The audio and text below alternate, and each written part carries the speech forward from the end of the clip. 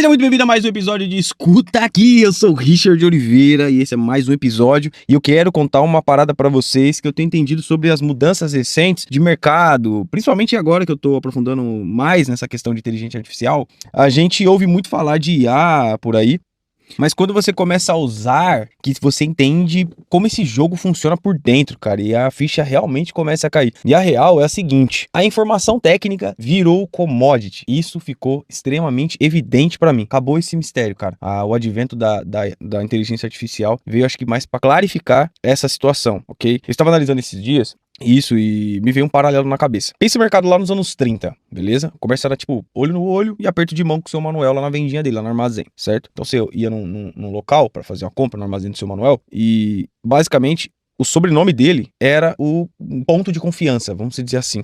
Então, logo em seguida, uns anos depois, veio esses supermercados, né? Autoatendimento, onde o supermercado acabou colocando o cliente lá nos corredores do mercado para fazer o trabalho sozinho de pegar os produtos. Então, de certa forma, o mercado teve que criar um fantasma para substituir essa presença humana do seu Manuel. Vocês estão conseguindo acompanhar a linha de raciocínio? Ou seja, basicamente é aí que começa a nascer o branding, ok? É uma forma bem esdrúxula de falar sobre brand. A marca passou a ser esse vendedor invisível, porque não tem mais seu Manuel. Foi tirado seu Manuel que indicava qual o café, porque não tinha tecnicamente marca, era servido nos papéis pardos, enfim. Pegava o café, ele colocava ali, falava qual a diferença talvez de um café para outro, botava ali dentro, te entregava e tu ia embora. Era assim que era feito. E aí sai ele de cena, né? No máximo que vai ter um operador de caixa, você vai pro corredor sozinho, faz a tua compra e passa e mete o pé. Exatamente como é feito hoje. E aí você precisa do brand, esse vendedor invisível, para de certa forma aumentar o valor percebido daquela marca, ou seja, passou a ser esse valor não mais físico, mas para ser virtual, ou seja, algo mais ligado à percepção. Então, é a tua percepção com relação àquela marca que faz você decidir comprar ela ou não, não mais o seu Manuel. Mas vamos continuar, acho que está dando para entender.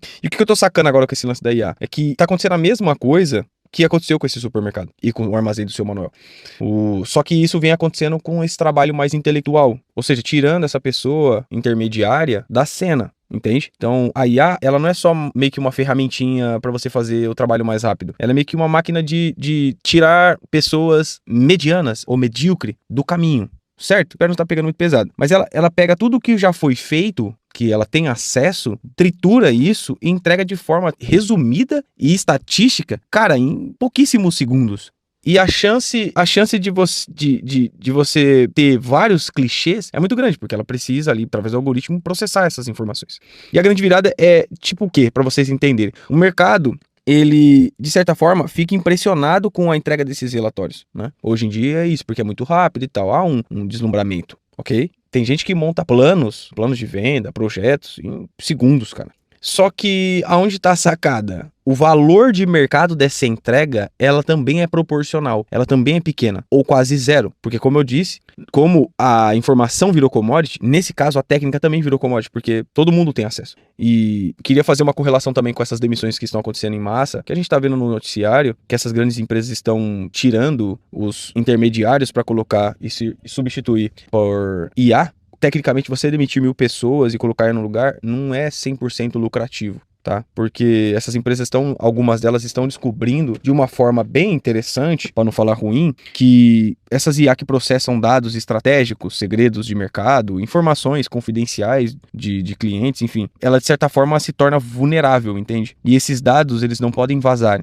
Porque se vazarem, o prejuízo é catastrófico. E essas empresas estão sendo obrigadas a investir uma fortuna na infraestrutura cibersegurança, por exemplo. Com sistema de processamento e de proteção de extrema complexidade e caríssimo. Quase que no nível bancário, sabe? Então, no final das contas, eu tenho que ter essa máquina e preciso manter essa máquina de IA blindada, rodando sem risco de espionagem ou vazamento, e acaba que meio que saindo o preço das pessoas. Mesmo que eu ainda acredito que ter esse processamento de informações mais rápido, de certa forma, está diretamente ligada à entrega de resultados, tá? Então, se for pensar somente em processamento e velocidade, não tem como a gente se comparar com uma inteligência artificial, né? Mas há outras variáveis quando a gente está falando de empresa, ok? Então, a gente só basicamente tirou um problema que estava diretamente no RH e passou esse problema lá pro pessoal do TI. E aí, dependendo das empresas, principalmente as menores que vão vendo esse movimento, vai gerando querendo ou não, essa miopia gerencial, entende? Então, de certa forma, a gente que está aqui na trincheira do negócio, fazendo o trabalho dia a dia, o que a gente tem que fazer? Se basicamente a IA virtualizou essa técnica e acabou trazendo esse custo de certa forma pesado, a gente precisa de certa forma, que a única coisa que sobrou pra gente é ter conosco um bom julgamento e um bom critério. Porque a máquina, ela já faz o cálculo, ela já monta o padrão. E tecnicamente há uma fortaleza digital por trás, né? Então, o que sobra mesmo é julgamento e critério. Nós precisamos ter um bom julgamento e um bom critério. Porque precisamos utilizar disso da máquina. Ou seja, dessa fragilidade que a máquina tem. Porque ela não é um CPF e não tem uma biografia. Tem que pensar nisso. E essas decisões estratégicas de risco, ela não suporta essa responsabilidade. Essa responsabilidade, ela é sua. Então, o que eu tenho entendido de mais forte com isso é que no mundo dessas empresas, no mundo onde essas empresas estão demitindo em massas e gastando rios de dinheiro para proteger esses dados de robô, a única coisa que nos sobram, além do julgamento e critério, é o branding, certo? É esse posicionamento.